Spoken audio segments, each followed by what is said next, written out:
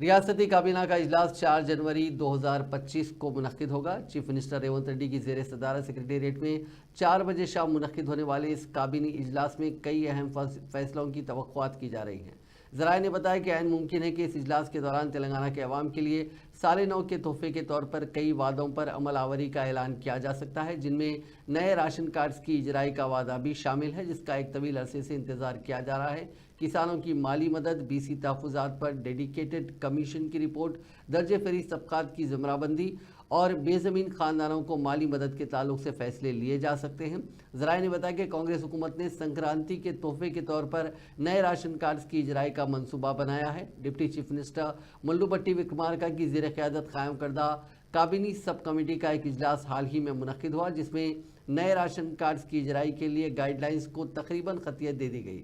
معلوم ہوا ہے کہ سال نو اور سنکرانتی کے پیش نظر حکومت مزید اسکیمات کا اعلان کر سکتی ہے۔